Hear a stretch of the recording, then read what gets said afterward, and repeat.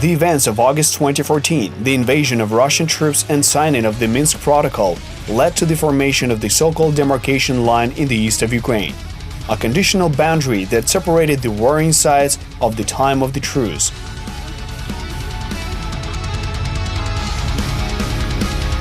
On February 12, 2015, as a result of the second Minsk negotiation, the configuration of this border was approved at the highest level. However, the Russian militants violated the ceasefire almost immediately after the treaty was signed. As a result of a series of battles, a new front line was formed, the configuration of which differed from the one previously agreed on in Minsk.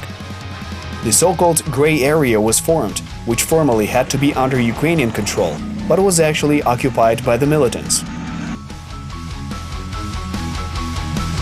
In this summer of 2015, Ukrainian troops began launching counterattacks in response to constant shelling, gradually attempting to regain control of this gray zone.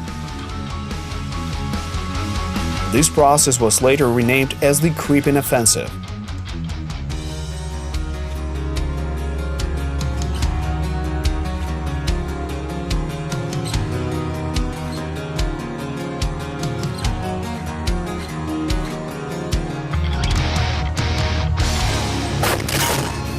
You're watching the 60-second episode of the series History of War.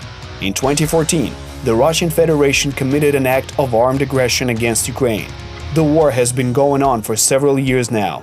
Hot on the heels, we're following the course of this war and closely tracing the links between military operations, diplomacy, politics, and economics. We're trying to understand how it all happened and, most importantly, why.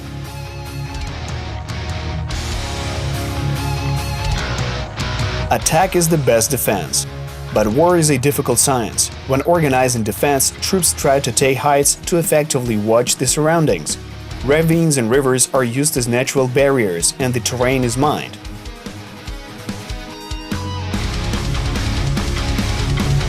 So it is quite logical that a commander of a regiment would prefer that there be a river in front of his positions than behind them when trying to reinforce the strength of his army.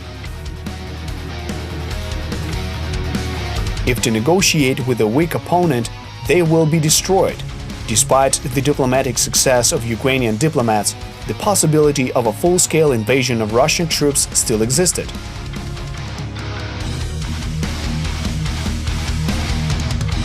Two more lines of fortifications were being actively built up in the rear, behind the forward operating bases since the autumn of 2014. In Priazovia, in the area from Pavlopil to Hranitne, the chain of Ukrainian positions was placed right along the Kalmius River. While the presence of a water barrier made defense easier, at the same time, it was not convenient for executing counterattacks. The sides exchanged artillery strikes and the counterattacks of sabotage recon groups. At the same time, the front line deviated from the riverbed to the west in the regions of Starohnativka, Novolospi, Bilokamenka, and the terrain did not give significant advantages to any of the sides. Consequently, they created a situation for constant tension. Considering that this area is a foothold for advancing to the western regions, the Russian-backed troops reinforced an extremely powerful group of soldiers in this area. The situation was complicated by the fact that the militants controlled the dominant hillside, which enabled them to effectively watch and visually correct artillery fire on a broad front line.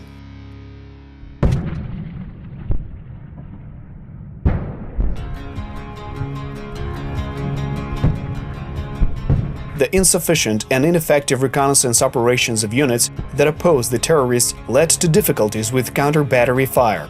As a result, without facing proper resistance, the occupants ignored the ceasefire and shelled the positions of the Ukrainian 72nd Brigade and the village of Starohnativka without fear of retaliation.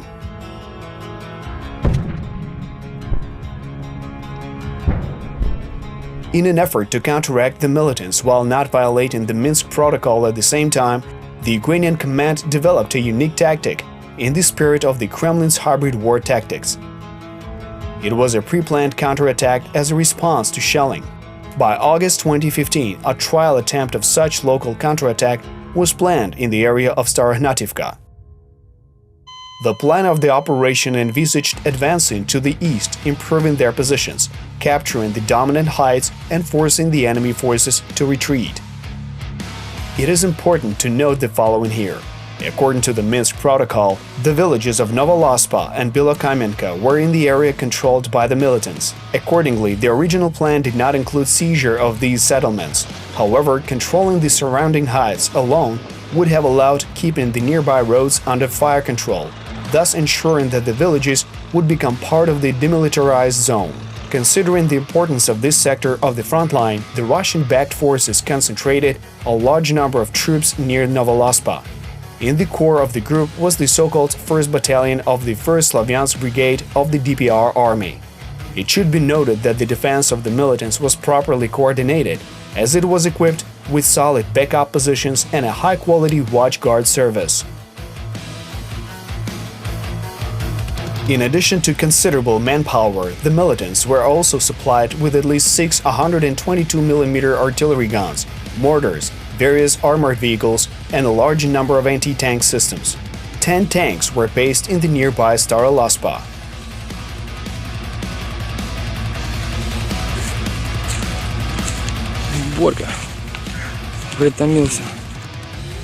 The key to a successful attack is having 3 times more troops than the enemy.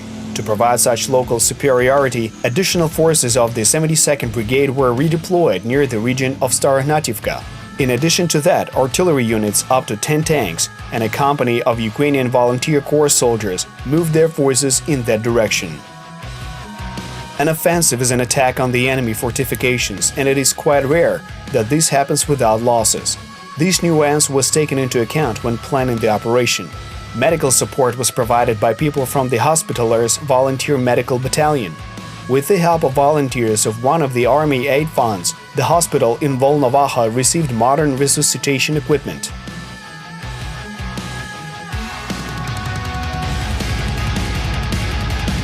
To cover the flanks of the attacking groups, the whole 41st Motorized Infantry Battalion was redeployed from Volnovaha. It is worth noting that these preparations took place totally undetected. Demonstration strikes by forces of the 30th and 93rd Brigades were planned in the area of Yasinovata that would take place in parallel with this operation. Measures were taken to work with the mass media for correct and timely coverage of events in the media field.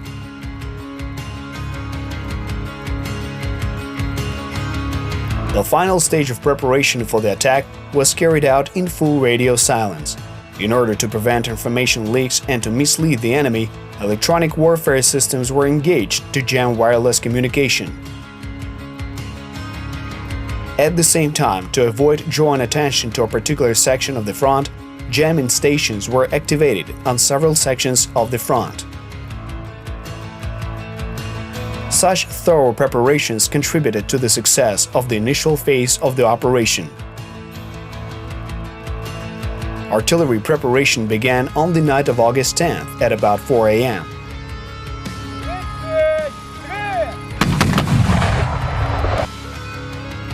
Being used to such a course of events, the enemy took cover in dugouts and trenches. That allowed the Ukrainian assault groups to approach the enemy positions totally undetected. The assault began at about 5 o'clock in the morning. The 1st Tactical Group of the 72nd Brigade attacked in the direction of the height 209.6 and Novolospa. Using the element of surprise, the enemy defense was breached fairly quickly. Then secret documents were recovered from the occupied positions that the enemy had not yet managed to destroy. The 2nd group attacked in the direction of Belokamenka, although the enemy put up a fierce resistance there. One tank hit a mine and was destroyed. Taking advantage of the pause, the enemy managed to regroup and deploy reinforcements to the combat area. Ukrainian forces were unable to disengage and suffered losses. However, the militant forces withdrew from the villages of Novolospa and Belokamenka.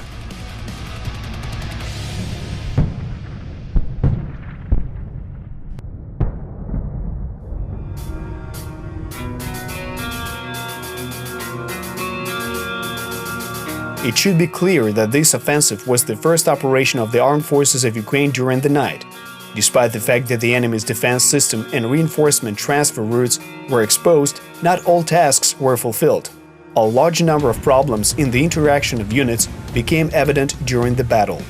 However, at 6:15 a.m., the height 209.6 remained under the control of the Ukrainian troops.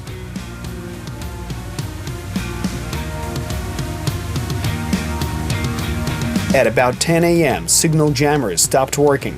The first phase of the operation had come to an end. The Russian-backed forces launched a counterattack and entered Novolospa by 11 a.m.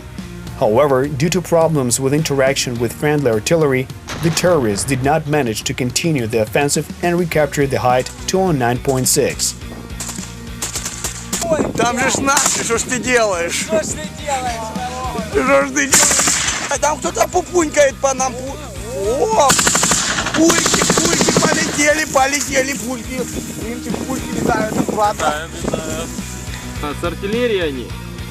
Trying to restore the status quo, the commander of the militant unit requested reinforcements from Donetsk. But he was denied support due to escalation of battles near Krasnohorivka and Yasinovata, where the forces of the 93rd and 30th Brigades were distracting them from their plans. What is particularly important is that due to simultaneous activation of Ukrainian troops in several directions, the militant leaders decided that a full-scale offensive was launched, and this was quickly reported in the according statements in the mass media.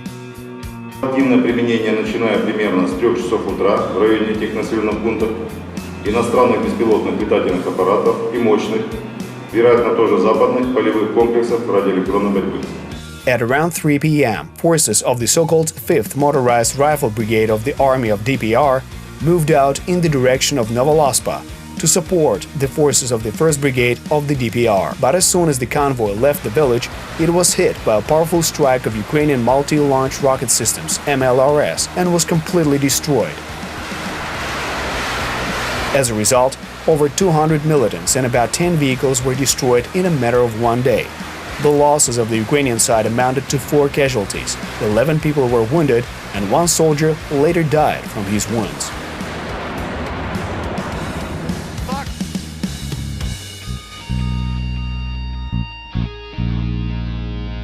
In tactical terms, the operation resulted in displacing and strengthening of the actual front line. The Starohnativka village came under shelling much less frequently, and the militants in the area suffered considerable losses and also lost the opportunity to conduct active operations for a certain period of time. The operation revealed the shortcomings and errors in planning, as well as problems with the interaction between units. Meanwhile, as a result of analyzing the documents recovered from militant positions, law enforcement agencies identified accomplices of terrorists in the controlled territory and seized a huge number of weapons and ammunition.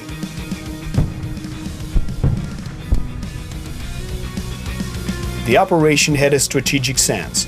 In the context of a hybrid war, the likelihood of an asymmetrical, powerful counterattack itself cooled down some hotheads in the militant ranks. This certainly contributed to the reduction in the number of shelling in the medium term. By the end of the day, on August 10, 2015, the representative of the so-called Ministry of Defense of the DPR, Eduard Basurin, stated that the key heights around Starohnativka were under control of Ukrainian armed forces.